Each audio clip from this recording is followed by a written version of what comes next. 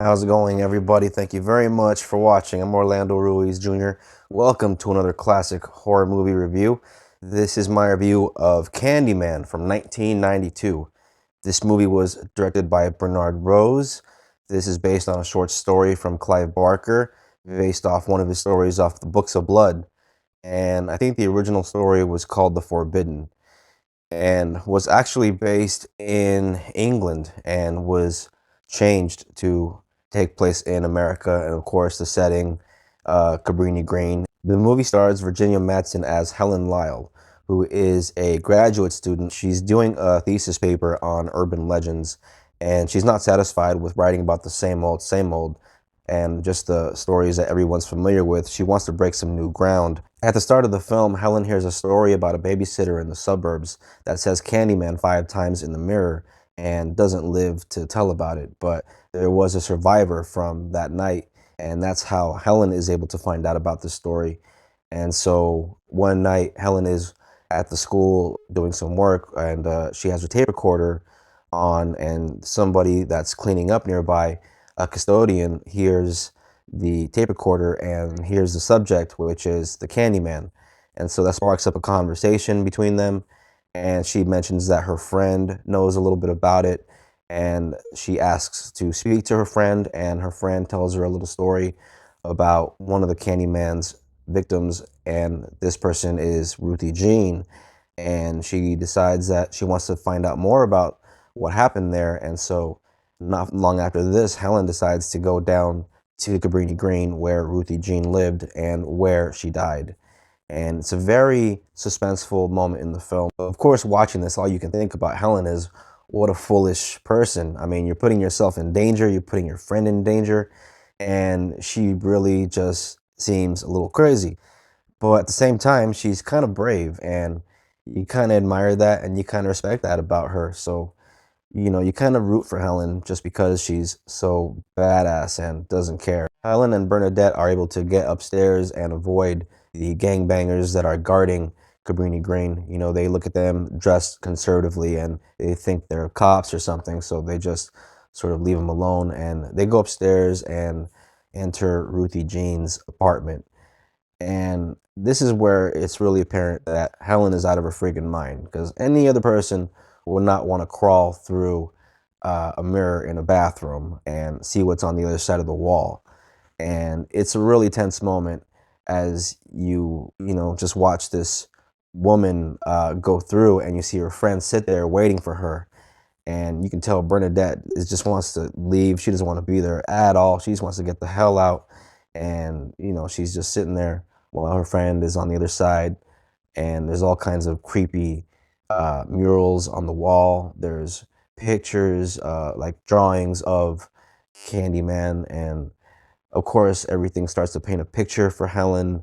And as she takes pictures, there's this really creepy sound effect. It's really cool if you have a loud, cool speaker system at home, because the sound effect every time she takes a snapshot, it's kind of loud and a little jarring, and even there's a little editing trickery with each time she presses that button. You'll see like a flash of the mural on the wall, and it's really, really cool the way they do that, actually. So as they're finishing up in Ruthie Jean's apartment, they're interrupted by Anne Marie McCoy, who was her neighbor who heard the whole thing.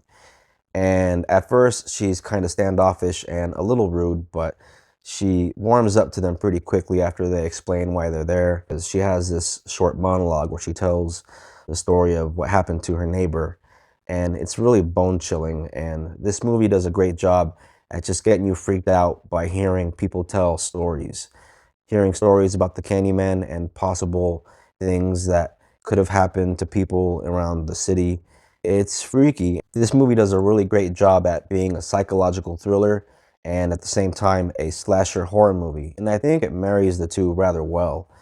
And the first half of this film, Helen is learning about the Candyman. And so there's almost a sense like she's trying to disprove the myth. The further she goes into her investigation about the myth of the Candyman, she finds real victims and people that really believe that the Candyman is real. And so the lines of myth and reality start to become blurred. And she's trying to also prove that Candyman isn't real to her. There's also a moment that I wanted to mention that takes place around the middle of the film where Helen meets a young boy, and the young boy tells her a story about somebody that died in a bathroom, in a public restroom near a grocery store and near Cabrini Green. And she is taken to this bathroom and overhears this story. And as the little boy is telling the story, it's another moment where it sends shivers down your spine, and they show flashback in flashes kind of what happened to this little boy in that bathroom, and it's not a pretty sight, and to this day always disturbs me on rewatch. And of course, Helen can't help herself. She has to go into this bathroom and take friggin' pictures. While she's taking these pictures in this smelly ass bathroom with sweets to the sweets all over the wall, and with what looks like it was written in shit, actually, which is really gross to think about, uh, she's interrupted by a group of guys, and one of them walks in holding a hook. And the real Candyman is supposed to have his hand cut off and the hook jammed into the bloody stump. And so this movie really does a great job at treading that line of playing with you, making you think, is he real, or is there some guy out there just posing as a Candyman, doing all these things, scaring the community? For those of you that are more into horror slasher movies, there's plenty of gore in this movie, and I think it's used just the right amount, in my opinion.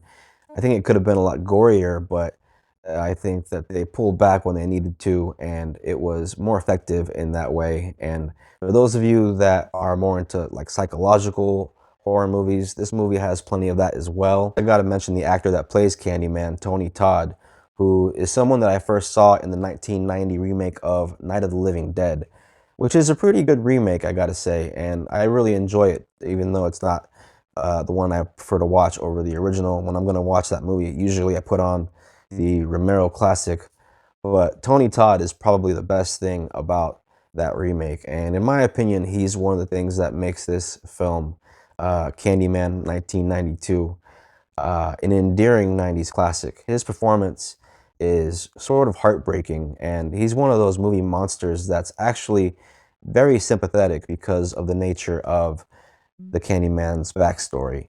And like many of the greatest horror movie villains, like Vlad the Impaler or Frankenstein, has a classic gothic, sympathetic backstory. There are certain moments in this movie that haven't aged very well, and in particularly, I'm talking about a moment where Candyman goes through a window backwards.